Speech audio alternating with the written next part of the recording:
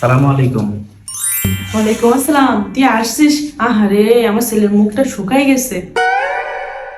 ওই আমার ছেলে আসতে পারলো না, উনি দেখো সাজুগুজু করে রেডি হয়ে বসে আছে। এই বড় একটা ব্যবস্থা আমার করতে হবে। তোমরা সবাই ভালো আছো? হ্যাঁ, আমরা সবাই ভালো আছি। তুই রুমে গিয়ে ফ্রেশ হয়ে নে। তোমার ব্যাগটা আমার কাছে দাও। তোমাকে অনেক সুন্দর লাগতেছে, তোমাকে দেখেই মনটা ভালো হয়ে গেছে। বৌমা, বৌমা, আম্মা মনে হয় আমাকে ডাকতেছে। তুমি বসো, আমি আসতেছি। আমার জন্য 3-4টা রুটি বানাও তো, আমি রাতে খাবো। আমা, সাদা ভাত পোলাও ভাত রান্না করছি তো, আপনি ওগুলো খাবেন না? আর আপনি তো রাতে রুটি খান না। না, আমি কোনো কিছু খাবো না, আমার এখন রুটি খেতে মন চাচ্ছে। যাও রুটি বানাও। ইরে বাবা, তোর খাওয়া শেষ? অনেকদিন পর আসছিস, মন ভরে খাইছিস তো? হ্যাঁ মা, সব খাইছি, খুব ক্ষুধা লাগছিল। আর তোমার বৌমা কই? ওটা তো আর দেখতেছি না। ওই দেখো, বাড়িতে ঢুকতে পারলো না, বোরে চোখে হারাচ্ছে। কি হলো? শোন, তোরের একটা কথা অনেকদিন ধরে বলবো বলবো ভাবতেছি, কিন্তু বলা হয় না। কি এমন কথা বলো তো? তোর বউ তোর বোনের দেবরের সাথে ফোনে কথা বলে।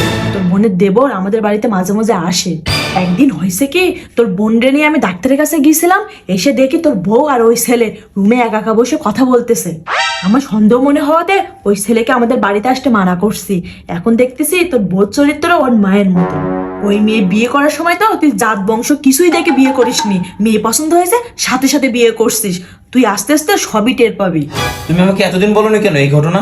তুই তো বাইরে থাকিস, এইসব বললে তুই টেনশন করতিস, বাড়িতে ঝামেলা করতিস, এজন্য তোর সাথে আর বলি নাই। থাক, তুই আর টেনশন করিস না, এখন একটু ঘুমা। ভালো করে মনে সন্দেহটা ঢুকাই দিছি। তোমার খাওয়া শেষ? তোমার পছন্দ মতন সবকিছু রান্না করছি, সব খাইছো তো? তুমি কোথাও যাচ্ছ নাকি? হ্যাঁ, বাইরে যাচ্ছি।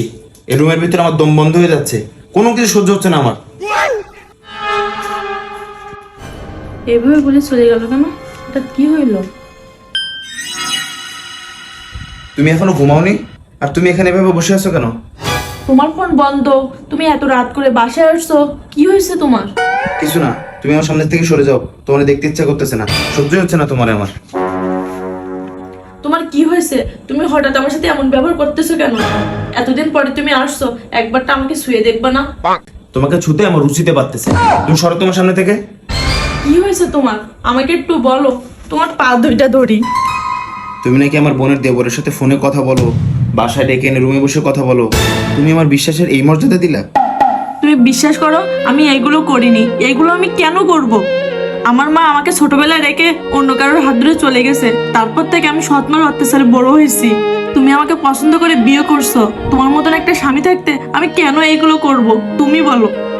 তোমার মার তো অতি সুখ সহ্য হয়নি, এজন্য অন্য ব্যাটার হাত ধরে চলে গেছে। তুমি যে আমার সাথে এমন করবা না, তার কি বিশ্বাস? আল্লাহ দোহাই লাগে তোমার, তুমি যদি আমার সম্পর্কে এমন ধারণা করো আমি মরে যাব।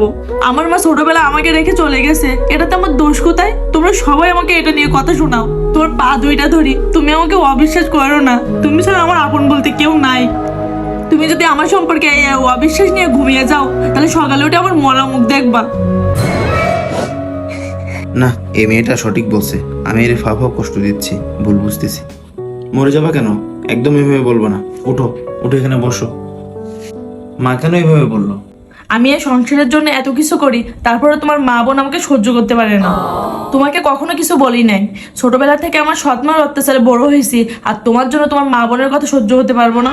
আমার বিয়ের সময় আমার বাবা আমাকে কিছু দেয়নি কেন? আমার থেকে তার ছেলেকে আরো ভালো জায়গায় বিয়ে দিতে পারতো। এইগুলো আমাকে উঠতে বসতে কথা শোনায়। আমার মা হয়ে আমার বোন নামে এত নোংরা কথাবার্তা বললো?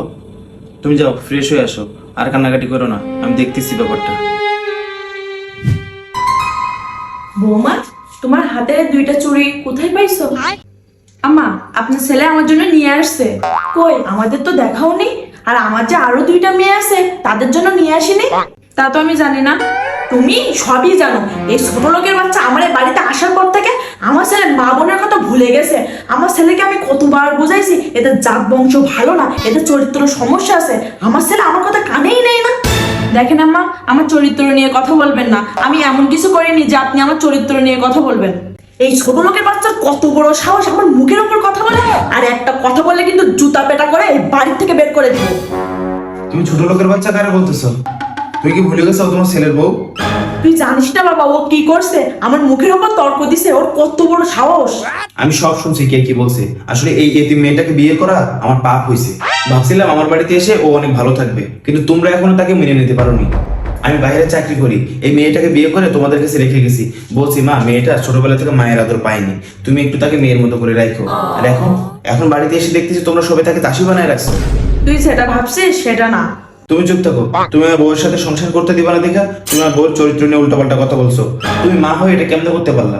তোমার বিবেকে কি একটু বাধা দিল না? আমার বউকে আমি এই বাড়িতে আর এক মুহূর্তের জন্য রাখবো না। তুই এভাবে বলিস না, আমি আমার ভুল বুঝতে পারছি, তুই ওকে এই বাড়ি থেকে নিয়ে যাস না। না, ওই এই বাড়িতে আর থাকবে না। আর তোমাকে বলছি, তোমার অতীত কি ছিল সেটা ভুলে যাও, ভবিষ্যৎ নিয়ে চিন্তা করো, মাথা উঁচু করে বাঁচতে শিখো। তোমাকে কাউকে অসম্মান করার সুযোগ দিবা না, অন্যায় প্রতিবাদ করবা সবসময়। আমি তোমার পাশে আছি। যাও, ব্যাগ গুছায় নাও, আমরা এক মুহূর্তে এই বাড়িতে আর থাকবো না।